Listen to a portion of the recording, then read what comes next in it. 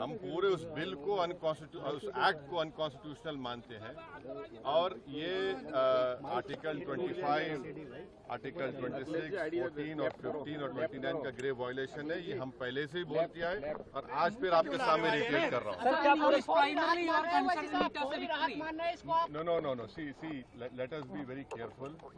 The Honorable Supreme Court, as rightly pointed out by my counsel, Mr. Nizam Pasha, the Supreme Court has said that the Central Waqf Council and the State Waqf Boards will not be constituted. Waqf by user cannot be deleted. Now, there are other provisions also which we as a party have come to the Honorable Supreme Court that calling it unconstitutional.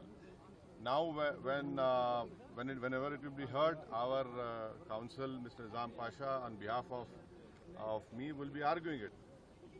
As you know very well, that during the deliberations of the Joint Working Committee, I have given a Dyson report opposing all the amendments that were proposed by the government. And during the debate in the Parliament on the consideration or passing of that bill, I have opposed each and every amendment. I have called it unconstitutional.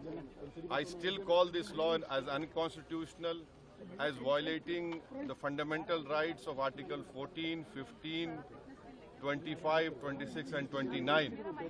So our legal battle will continue to ensure that this act, against this act will continue.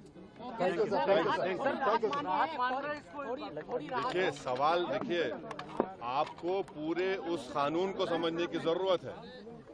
अब 5 साल का मुसलमान practising रहेगा, 5 साल practising मुसलमान का तो रहेगा। अब उसको कौन डिसाइड करेगा? अब कोई महिला है, उसको कौन डिसाइड करेगा? तो ऐसे कई उसमें जो अमेंडमेंट्स के जरिए लॉ बनाया गया है, हम उसके आज भी मुखालिफत कर रहे हैं और कल भी अपोज करते रहेंगे। और लीगली हम सुप्रीम कोर्ट में चैलेंज किए, हम उसको उन तमाम चीजों को violation of the fundamental rights मानते हैं। Thank you.